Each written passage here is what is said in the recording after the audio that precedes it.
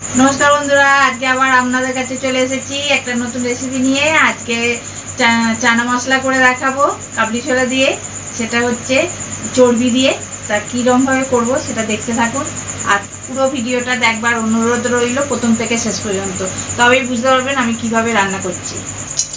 कड़ाते सर्षेर तेल दिए दिएछि, आपनारा चाइले सादा तेल दिए रान्ना करते पारेन। प्रथमे फोड़न देब एकटा शुकनो लंका, तीनटे छोटो एलाच, दुटो लवंग, एक दालचिनी स्टिक और छोटो चामचेर हाफ चामच गोटा जिरे। और एखन किन्तु आँचटा आमि कमिए रेखेछि जाते फोड़नटा ना पुड़े जाए। फोड़न पुड़े गेले किन्तु खेते भालो लागबे ना, तेजपुटे भाव लागबे। आमि दुटो माझारि साइजेर आलुके छोटो छोटो करे केटे डुमो डुमो करे केटे रेखे दिएछिलाम, सेटा दिए भेजे नेब।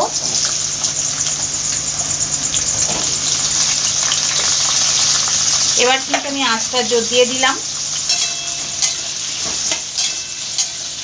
আলুটা ভাজা হোক, তারপর কি করব দেখো। এবার দেব তিনটে মাঝারি সাইজের পেঁয়াজকে আমি ছোট ছোট করে কুচিয়ে রেখে দিয়েছিলাম, এই আলুর ওপরই দিয়ে ভেজে নেব।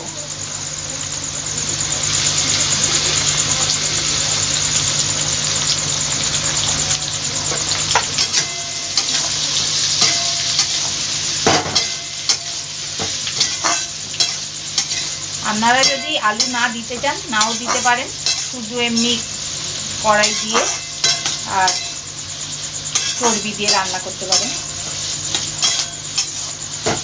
আর পেঁয়াজটা ভাজা হোক। আমি আদা 1 ইঞ্চি আর রসুন হচ্ছে 12টার মতন রসুন দিয়েছি, আর দুটো কাঁচা লঙ্কা আর দুটো শুকনো লঙ্কা পেস্ট করে দিয়েছি। আপনারা চাইলে গুঁড়োও দিতে পারেন।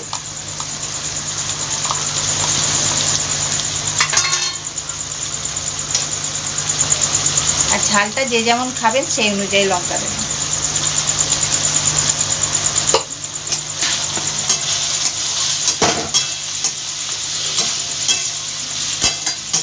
যতক্ষণ না কাঁচা গন্ধটা যাবে রসুনে আর আদা, ততক্ষণ তেলের মধ্যে এটা ভালোভাবে নেড়ে যেতে হবে। একটা টমেটোকে আমি সরু সরু করে কুচিয়ে রেখে দিয়েছি, সেটা দিয়ে দেব।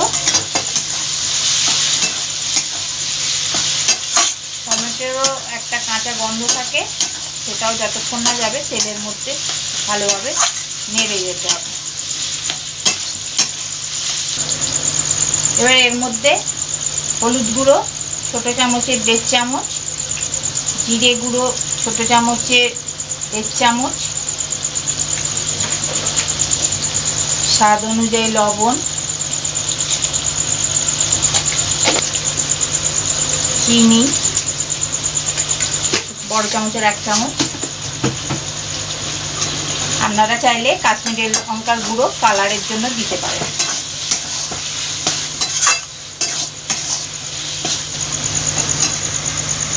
কিমা দিয়ে যেহেতু করবো, এই যে কিমাগুলোকে ছোট ছোট করে কুচিয়ে রেখে, চর্বি দিয়ে যেহেতু করবো চর্বিগুলোকে ছোট ছোট করে কুচিয়ে রেখে দিয়েছিলাম, সেইগুলো দিয়ে ধুয়ে পরিষ্কার করে রেখে দিয়েছিলাম, সেটা দিয়ে দেব।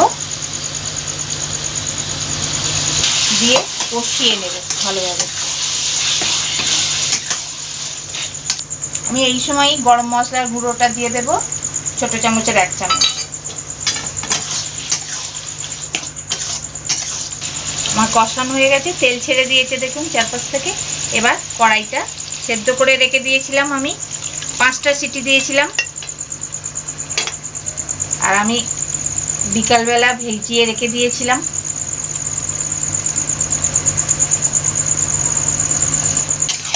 ঝোলটা যে যেমন খাবেন সেই অনুযায়ী জল দেবেন।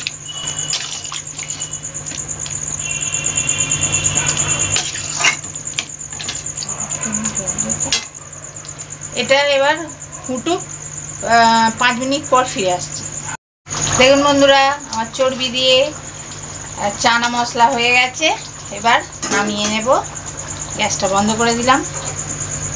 একটু ঝোলঝোলি রাখলাম, আপনারা চাইলে ঝোলটা একটু কমিয়েও নিতে পারেন।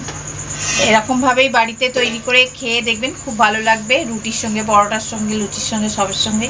আর আমার চ্যানেলটা বেশি করে দেখবেন, সাবস্ক্রাইব করবেন, শেয়ার করবেন, লাইক করবেন, আর কমেন্ট বক্সে অতি অবশ্যই কমেন্টস করে জানাবেন আজকের রেসিপিটা কেমন লাগলো। নমস্কার।